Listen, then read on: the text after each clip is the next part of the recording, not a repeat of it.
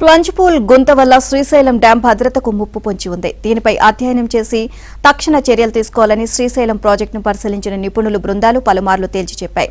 ప్రభుత్వానికి నివేదికలు కూడా ఇచ్చాయి. కానీ ఏళ్లు గడిచినా ఆ దిశగా అడుగులు పడడం లేదు. ఈ నేపథ్యంలో సీఎం చంద్రబాబు సారథ్యంలోని టీడీపీ కూటమి ప్రభుత్వం వచ్చాక ఈ అధ్యయనం కోసం 14 కోట్లు మంజూరు చేసింది. పూణేకు చెందిన సెంట్రల్ వాటర్ పవర్ రీసెర్చ్ సెంటర్కి నామినేషన్పై ఇచ్చేందుకు అనుమతి కోరుతూ ఇంజనీర్లు ప్రభుత్వానికి నివేదిక పంపారు. హైదరాబాద్ జలసౌధలో జరిగిన కృష్ణానది యాజమాన్య బోర్డు సమావేశంలో దీనిపై సుదీర్ఘంగా చర్చించారు. 2009 నాటి భారీ వరదల కారణంగా డ్యాం స్పిల్వే గేట్ల నుంచి అతి వేగంగా కింద పడే ప్రవాహం మళ్లీ ఎగిసిపడే ప్రాంతంలో భారీ గుంత ఏర్పడింది.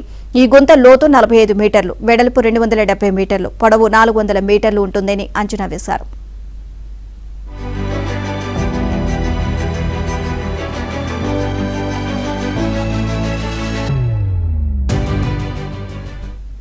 కూటమి ప్రభుత్వం వచ్చాక శ్రీశైలం డ్యాంను సీఎం చంద్రబాబు సందర్శించారు. ఆ సమయంలో ప్లంజ్ పూల్ సమస్యతో పాటు మరమ్మతులపై ప్రాజెక్టు ఇంజనీర్లు ఆయనకు వివరించారు. ఆ తర్వాత ప్లంజ్ పూల్ గుంత వల్ల ఏ మేరకు ప్రమాదం పొంచి ఉందో అధ్యయనం చేయడానికి ఏపీ ప్రభుత్వం 14 కోట్లు మంజూరు చేసింది.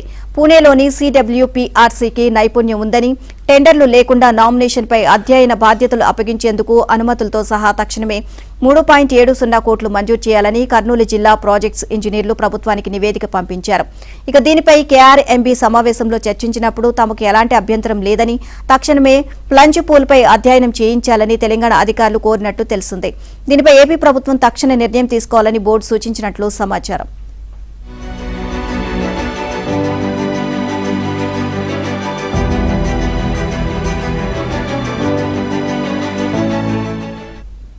శ్రీశైలం డ్యాం 2009 నాటి వరదలకు భారీగా దెబ్బతింది. అప్రోచ్ రోడ్డు కొట్టుకుపోయింది. రిటైనింగ్ వాల్ 2.50 కిలోమీటర్లు ఉంటే 600 మీటర్లు పూర్తిగా కొట్టుకుపోయింది. శాశ్వత మరమ్మతులు చేపట్టాలంటే అప్రోచ్ రోడ్, రిజైనింగ్ వాల్ నిర్మాణం అత్యవసరమని నిపుణుల కమిటీ సూచించాయి. ఆయా పనుల కోసం డ్రిప్ 2 కింద 190 కోట్లతో కేంద్ర రాష్ట్ర ప్రభుత్వాలకు ఇంజనీర్లు ప్రతిపాదనలు పంపారు.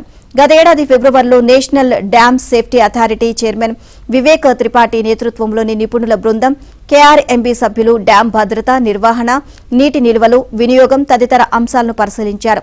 ఆ తర్వాత డ్యాంను సందర్శించిన ప్రపంచ బ్యాంకు బృందం మరమ్మతులకు తొలి విడత 108 కోట్లు ఇచ్చేందుకు ఆమోదం తెలుపుతూ NOC కూడా ఇచ్చింది. ప్రస్తుతం ఈ ఫైలు ఆర్థిక శాఖ వద్ద పెండింగ్ లో ఉందని ఇంజనీర్లు అంటున్నారు.